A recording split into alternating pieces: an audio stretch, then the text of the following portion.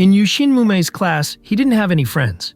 His hobbies were mobile gaming and working out, and while his classmates made plans and hung out together, they never included people like him.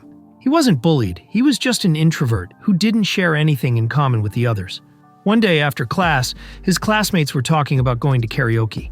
Meanwhile, Yushin was at his locker, thinking about how many event quests he could complete that evening. That's when he realized he left his pencil case in the classroom. He went back to get it and saw a group of girls playing a card game. One of them, Nanami, had just lost a round, and as punishment, she now had to confess her love to a boy after school and date him for a month.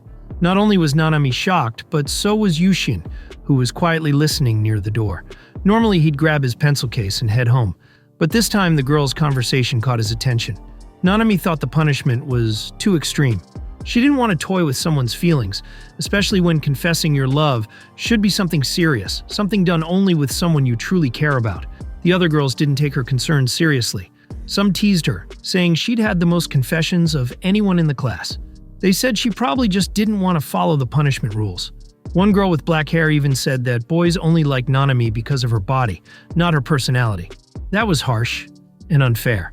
Yushin watched it all from the doorway, quietly wondering how someone like Nanami still didn't have a boyfriend. The girls were worried that because Nanami was so popular, some weirdo might eventually target her. So they encouraged her to just start dating someone casually, even if it didn't work out. At least then, they joked, they'd get a shot at her if she broke up. But if Nanami did agree to date someone, Yushin thought, what kind of problems would that guy have to deal with? Nanami had turned down so many boys before. Dating her would bring envy, drama, and attention, all things Yushin couldn't handle. If it were him, he'd be crushed under that pressure. Eventually, the girls stopped pressuring her and decided she should confess to Muma Yushin, the quietest, most unnoticeable boy in class. Yushin, still standing outside the classroom, was stunned. Nanami didn't object, but she clearly had no idea how to confess. The other girls suggested she invite him to the back of the school and tell him she liked him. Easy, right? Later that night, Yushin was at home chatting with his online friends. He didn't have anyone to hang out with in real life, but online he had plenty of friends he could count on. He told them what he'd overheard. One of them, Nomi, told him to accept her confession. If she was just trying to get used to dating boys, then this could be his chance to get used to girls too. But Peach, another friend, didn't agree. She said it wasn't okay to play with someone's feelings like that, no matter what. She told him to just say no. It was just a confession after all. Still, Nomi made a point. If you reject her, people will think you're the bad guy. To them, getting dumped by a popular girl was better than refusing her. Maybe, he said, you should accept it and try to make her fall for you. Then, once she actually liked you, you could break up with her. That would be the perfect revenge for being treated like a game. Yushin wasn't so sure, but part of him was interested in the idea. That must have been why he didn't reject it right away. Nomi asked him to let him know how it turned out. Before ending the chat, Nomi warned him, don't just start desiring her body out of nowhere. Yushin promised not to. The next day, Nanami approached him at school and quietly asked, can we talk after class today? Yushin hesitated but agreed. She smiled and walked away, saying she'd see him later. Yushin might have seemed like a loner, but he knew a lot about her.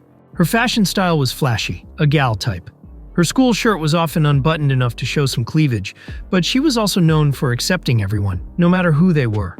Because of that kindness, people assumed she was playing around with guys. Yushin wondered, if someone like me rejected her, would people hate me for it? Only the girls involved in the game knew the confession was a punishment. Everyone else thought Nanami really liked him. And since she had a huge support circle, he had no power to say no. Still, he couldn't believe someone like her wasn't used to being around guys. She could have any guy she wanted. No one could resist her. But that gap, the distance between how she looked and who she really was, made her even more captivating to Yushin. He realized it. He was already being pulled in. He looked at her and found himself thinking deeply about her confession. After school, they met behind the building. Nanami started the conversation by thanking Yushin for coming and asked if he had any idea what she was about to say. Yushin, trying to play dumb, replied, I don't know, but if it's about money, I don't have any. Nanami looked annoyed. She had no idea he already knew this was part of a punishment game. Her face started to turn red as she mumbled her words, struggling to get them out. Yushin, trying to be respectful, remembered advice he'd once heard. When talking to girls, don't stare at their chest or legs, just look up. So he did, and that's when he saw it. Someone above was about to dump water on Nanami's head. Without thinking, he pushed her out of the way, shielding her with his body as they fell to the ground. The bucket still clipped Nanami's head, but he took the full hit. She almost misunderstood the situation, but quickly realized what he'd done. He protected her so she wouldn't get soaked. Then, everything went dark. Yushin woke up in the nurse's office, confused about where he was. Then it hit him. I saw the bucket sticking out of the window. I knew they throw water out when cleaning. I panicked and ran to cover her, and something heavy hit me. He was still trying to piece it together when Nanami entered, relieved to see he was awake. He tried to get up and apologized for making her bring him to the infirmary by herself. Nanami gently pushed him back. It's fine, just rest. Are your injuries okay? He told her he'd be fine. Nothing to worry about. She looked honestly happy to hear that. He asked if she was alright. She smiled and said she was okay thanks to him. Then she noticed his shirt was half off. Embarrassed, she asked him to lie back down. Blushing, Yushin quickly pulled the blanket over himself. Nanami quietly commented, "You're skinnier than I expected, but you've got a really well-defined body." Both of them blushed and avoided eye contact. The nurse walked in and immediately noticed the atmosphere. With a teasing smile, she asked, "Why are you so red, Nanami? Are you turning this into your own little romance novel?" The nurse handed Yushin a change of clothes and pulled the curtain to give him privacy. While he got dressed, she said he should be grateful. Nanami had been looking after him the whole time. When Yushin finally stepped out, Nanami was waiting outside, still worried. He told her he was feeling much better and thanked her for everything. But she cut him off. "No, I should be the one thanking you for saving me." As he tried to brush it off as no big deal, she stopped him again. "You still haven't answered my confession." He paused, remembering how he had jumped in to protect her, how real that moment felt. She told him to look her in the eyes when he answered. Yushin looked straight at her and said, "If you don't mind someone like me, I'd be happy to be your boyfriend." Nanami looked overjoyed, but then something shifted. She looked hesitant, almost nervous. She softly said, "Since we're a couple now, you can just call me Nanami." And she'd call him Yushin. Yushin wasn't used to addressing girls by name, but he agreed. He reached out to shake hands. Nanami smiled, took his hand and said, "Nice to meet you." To Yushin, her smile looked like a field of blooming flowers. Maybe he was reading too much into it, but he reminded himself this was just a punishment game for her. He shouldn't forget that. While they were still holding hands, the nurse passed by and smirked. "Oh, looks like I walked into something sweet." They quickly pulled their hands apart, embarrassed. The nurse laughed and said, "Just keep things high school appropriate and use protection if things go that way." Nanami turned bright red. Yushin protested, "Don't say stuff like that. We're just students." But the nurse countered, "That's exactly why you need to hear it. Teenagers don't always think straight, and it's better to be prepared." It was unlikely anything would happen between them. After all, they were only supposed to date for a month, but Yushin took the advice seriously. As they walked together, both were quiet. They couldn't even look each other in the eyes. Yushin thought, what do you even talk about when walking home with a girl? He tried to start a conversation about the weather. It didn't work, so he asked Nanami if she was nervous too. She nodded and suggested they exchange contact info. Maybe it would help things feel less awkward. She asked if he used any social apps. He said he had a few, mostly to get game updates and rewards. That answer made her smile. Yushin asked, "Did I say something funny?" She shook her head. "No, I'm just happy. I'm your first contact, right?" They exchanged numbers. Yushin was surprised how normal it felt. He thought she wouldn't care about that kind of thing, since it was all just a dare. But she did care. As they arrived at the train station, Yushin told her he was taking line 2. Nanami waved goodbye, saying she hoped to see him tomorrow. As she walked away, she smiled. But to Yushin, it looked a little sad. He wondered, was that just my imagination? Or did she feel it too? Even though it started as a punishment, was it becoming something real? When Yushin got home, he immediately jumped on his computer to talk about what happened that day. Nanami had surprised him, and he hadn't expected things to go like that. She even wondered if maybe he was some kind of destined hero or something. Yushin wanted to talk about how things went when they walked home together, because honestly, it was tough. Boren didn't really like that Yushin relied on him so much, but still gave advice. Instead of talking about yourself, try asking her about the things she likes. That actually sounded helpful, so Yushin promised to try it starting tomorrow. Meanwhile, Peach was quiet. She didn't think this was going to end well and warned him, "Break up with her before you get hurt." Nomi told her not to worry so much. "They just started dating," he said. "Let's wait and see what happens. It's too late to stop now, so we should just support him." Then Nomi had an idea. "Now that you're officially dating, you should set a weekly goal. This week's goal: hold hands with Nanami by Friday." But there were only 2 days left, and technically they already shook hands today. Yushin wondered if that counted. Nomi said it didn't. Nanami said he was overthinking it anyway. "You've got until Friday," she reminded him. "Just do your best to make me like you." That was easy for her to say, but it felt overwhelming to him. Just then, Yushin's phone buzzed. It was a message from Nanami. His heart started pounding. He didn't expect her to text him on their first day as a couple. She said that since they were dating now, they should walk to school together. She asked if they could meet at the train station at 7:30.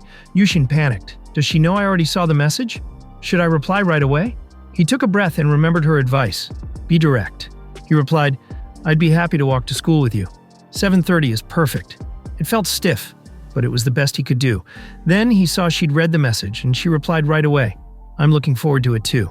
He immediately ran to tell his friends. Nomi told him, "You better be at the meeting spot 30 minutes early. It's always better to be early than late. Besides, don't you want to see your lovely girlfriend as soon as possible?" Yushin still couldn't believe it. Nanami was really his girlfriend, even if it was just for 1 month. Nomi reminded him, "From now on, your priority is her." Yushin had always put his games first. Could he really change like that? There was no turning back now. He was going to give it his all. He said goodnight, left the chat, and got ready for bed. Before sleeping, he looked back at the message from Nanami, still shocked that she was really his girlfriend. The next day, Nanami was on her way to class, climbing the school stairs. A boy stopped her and asked if they could take their relationship to the next level. But his eyes were clearly focused on her body, not her face. She felt extremely uncomfortable. She politely declined and walked away. Later, while coming down the stairs, she noticed Yushin standing nearby, focused on his phone. He wasn't looking at her body at all, and somehow, that made her admire him. She wished more boys were like that. Nanami's friends had been worried about her fear of guys.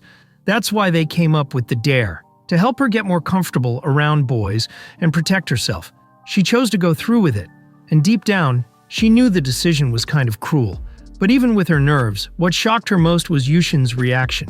When she confessed, and he suddenly jumped on her, she panicked. For a second, she thought he was like every other guy, or maybe even worse. But then she realized he wasn't jumping on her. He was protecting her from a falling bucket of water. After he passed out, she immediately ran for help. In the nurse's office, she covered his half-naked body with a blanket, all while thinking he had a nicer body than she expected. The nurse told her not to worry. He'd be fine. And when he woke up, she reminded him about the confession.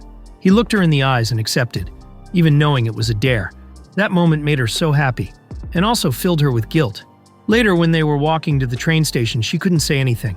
Her silence was from nerves and guilt. Still, she gathered the courage to ask for his contact info. They exchanged numbers, and even that small thing made her heart flutter. That night, she lay in bed, still thinking about how cool he had been. Her friends were already asking how things were going. She looked at Yushin's profile picture and wondered, is that character from an anime? Does he like girls who look like that? Maybe she should try braiding her hair like that character. Then, on impulse, she messaged him. Yushin read it immediately and replied quickly. She was surprised by how much that simple message moved her. Maybe, just maybe, her feelings were starting to change. Now, a mix of guilt, confusion, and a strange happiness swirled inside her. At 6:30, Yushin was waiting for his girlfriend. He came an hour early so she wouldn't have to wait. But to his surprise, Nanami was already there. He checked his phone thinking he had gotten the time wrong, but he hadn't. He quickly ran toward her, apologizing. Nanami was surprised. He was earlier than she expected. He said he had a small thing to take care of. She smiled and greeted him with, "Good morning." He blushed, trying not to get too caught up in the moment. After all, this was all part of a punishment game. Nanami said she was surprised to see him arrive early. He explained it was his first time meeting a girl like this, so he was nervous. She seemed pleased and said that thanks to that, they got to see each other sooner. Yushin noticed her braided hair and wondered if he had seen that hairstyle before. Then he remembered, no matter how small, he had to compliment her. So he told her the hairstyle looked nice on her. She got excited and said she was happy to hear that. She also said she was relieved. She had tried that hairstyle just for him. He didn't quite understand what she meant, so she showed him his phone icon and said she wanted to match the hairstyle from the character he liked. He panicked, thinking she might find it weird, but she quickly said it wasn't strange. She also liked anime movies. She asked again if her hairstyle looked cute. There was no way he could say no. He felt proud that he managed to tell her she looked cute on such a perfect day. As they walked, Nanami stopped and suggested they hold hands. Yushin was surprised and even shook a little. She asked if he didn't want to. He said it wasn't that. He was just excited.